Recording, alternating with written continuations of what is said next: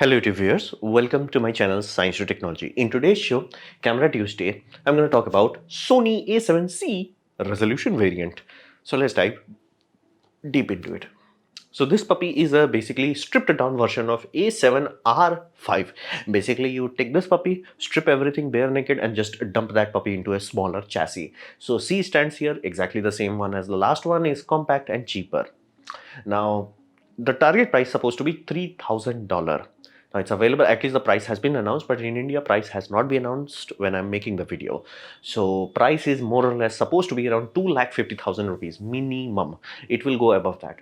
Now grip extension this time is included in the box. Now you're like, is that a big deal? Well, depending on your human hand size, it may not be an issue, it may be a very big issue. So the idea is that if you're paying that much, might as well have the grip in the box. So if you're like, hey, it's too small, my pinky fingers are going lol, you may be like, hey, just let's install it. You don't have to spend another $100+ to buy that. So that's good. Now what is this camera offering to a consumer? Well, it's offering a low cost, full frame, high resolution camera.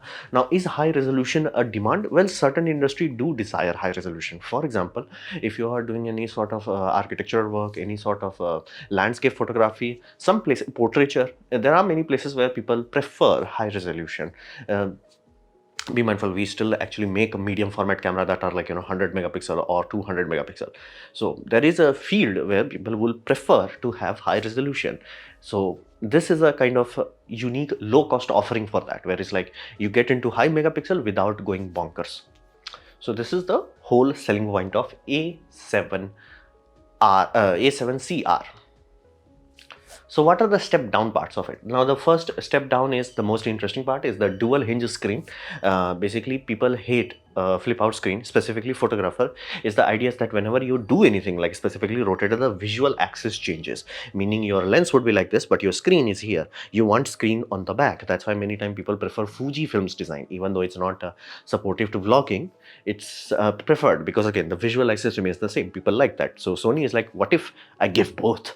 So they did this. Now be mindful, it's not a unique thing or new thing. It has been done by Panasonic in some variants. However, this was the slimmest and most sleek integration of that technology. So genuinely good screen. Not to mention the display actual resolution is also higher, and the EVF was also upgraded.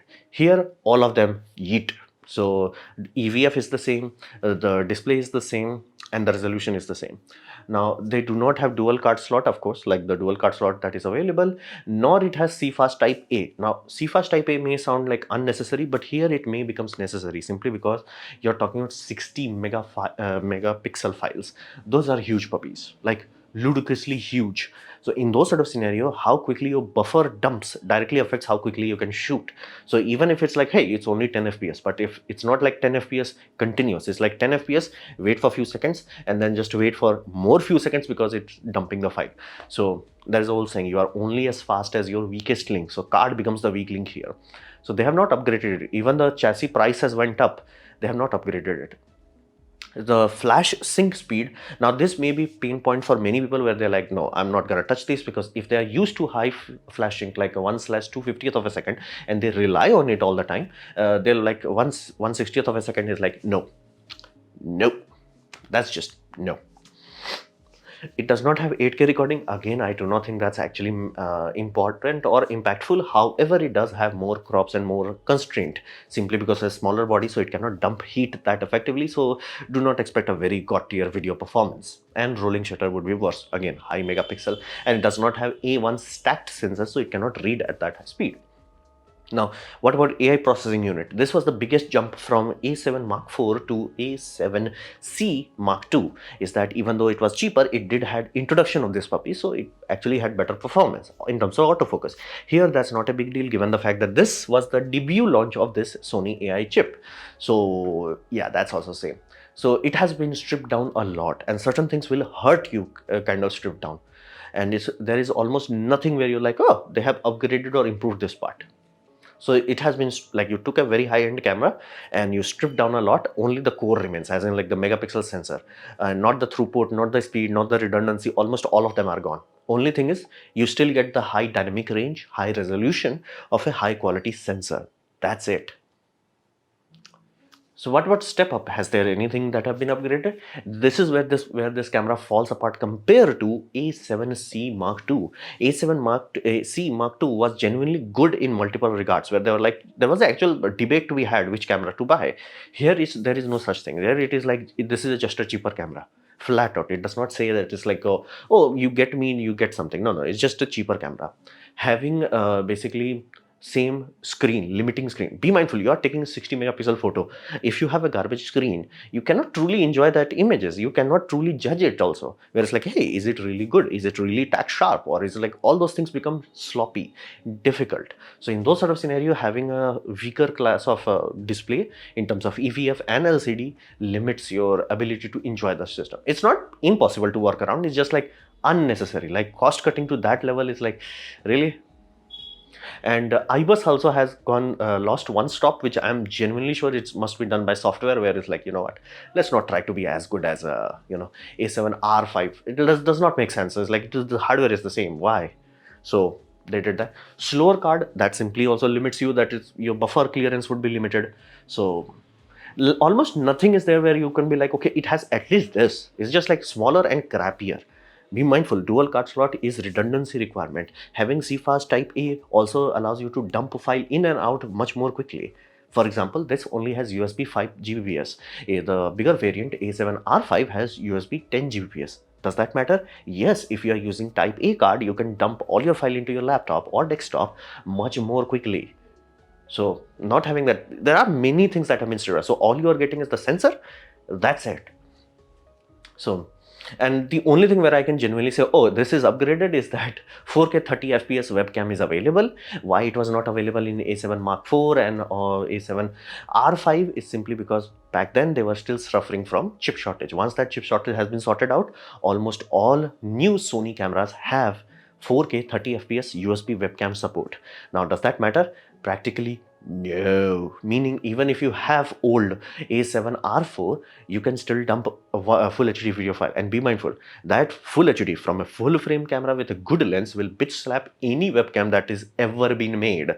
So do not worry about it. Even if some webcams are like 4K, and be mindful which communication app you are using that actually transfers 4K resolution. Most of them are limited to 720p. Some goes to full HD. Only few in Pro Edition allows you 4K. So, and be mindful, even in that, you will find that full HD of a proper camera with proper lens will bitch slap 4K of a crappy webcam. So that's really not that big deal, but it's good to have that. At least Sony was not cutting cost in that part also. So step up is almost negligible. It's just flat out a cheaper, crappier camera. So for whom this puppy was made? Well, this is where it becomes very awkward. Basically, this is at best can be described as a backup camera for A7R5 users. Meaning, if you are a wedding photographer, you have A7R5 as your primary camera, you still do need some secondary camera. And those sort of time, you may be like, hey, would it really be wise to go, let's say, from 60 megapixel to 30 megapixel? Because again, generally lens do not crap out. So in those sort of scenario, you may be like, hey, I bought a high MTF lens, mean transfer function lens, as in like the lens has a resolution. You may be like, hey, I would still prefer to have high resolution. In those time, I can see it. But the awkward price makes it very difficult. What does awkward price means? It's not cheap nor expensive. Yes, it's cheaper than the full frame, like full-fledged variant, but it's not that cheap, nor it's very expensive. So it's stuck in a very awkward scenario. And the biggest problem is that if you buy this, you have to invest a lot in high quality lenses. If you do not buy high quality lenses, as in the lenses that can actually render that resolution, all you're gonna get is 60 megapixel file. You're not going to get 60 megapixel of resolution. Your lens has to transfer that. Like that's why Sony has two lineups, Sony G and G Master. The G Masters are specifically designed to transfer, hopefully, company's internal aim is 100 megapixel of data is transferred from here to there. They're hoping for that. It's not even close, but you get the point. That's why the G Master. If you put a G, normal basic G, or some cheaper one which does not have enough MTF, your file literally will be, it's bigger. But it won't be like, whoa. It will be like, I thought it will look better.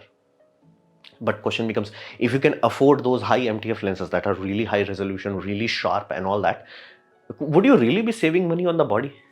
So that creates a very serious issue. It's like, yeah, I'm gonna buy the wheels. Those wheels are super awesome, like F1 kind of wheels, awesome. And then I'm gonna buy the cheapest, car that is available in a second-hand car. It's like, no. It does not, like Bugatti Veyron cars, wheels itself is very expensive. You do not just like put the crappy engine on that. It's like everything has to be balanced. So this does not balance out properly. So I can see, like, if you are a A7R5 user or R4 user, you may find, hey, I'm side jumping into this for some reason, or actually, yeah, it does not make sense. Jumping into full variant may be wiser. Having a backup camera, yeah, it good. I could see it. But other scenarios is just like, it's much better for majority of people to buy A7C Mark II, which is 33 megapixels. So half of this is there and would not require, like, it will not expose limitations of your lens. It will be like, yeah, it's good. You will enjoy it. You will shoot more photos because your card will not fill up that quickly. So you will enjoy A7C Mark II far more than this puppy. So it's a really weird camera where it like does not truly make sense. And they should have upgraded something like monitor, the EVF, those things should have been upgraded, or at least card should have been upgraded, but they have not done that. So this becomes a camera body that is limited by the chassis itself. The sensor is like, we good, bro. We gonna go places. The body is like, nah, no, relax. So, and the fact that they are slowing down the burst rate in EVF, electronic shutter, is like, that's just Canon cripple hammer just went into Sony. So this camera does not make any sense to me. Again, you may buy it, you may enjoy it, but that's up to you. But like, as a practical point of view, I think A7C Mark II will sell a lot. This will not sell that much. Because again, the moment you start to use it, you'll be like, I wished for a bigger resolution in terms of display, so I can actually see the 60 megapixel file. And other things also, where it's like, oh, it actually makes sense. You need USB 10 Gbps to dump the file. So for whom, I have no idea. I have no idea. So this was my presentation on Sony A7CR. Hopefully you have liked it, learned from it. In that case, please give the like button, share it amongst a friend. That will help me a lot. If you didn't like it, didn't enjoy it, I urge you to press dislike, press it twice to show me extra disappointment. Please leave a comment because I do try to reply to all of them. Subscribe, press the bell icon if you're free, and as always, thanks for watching.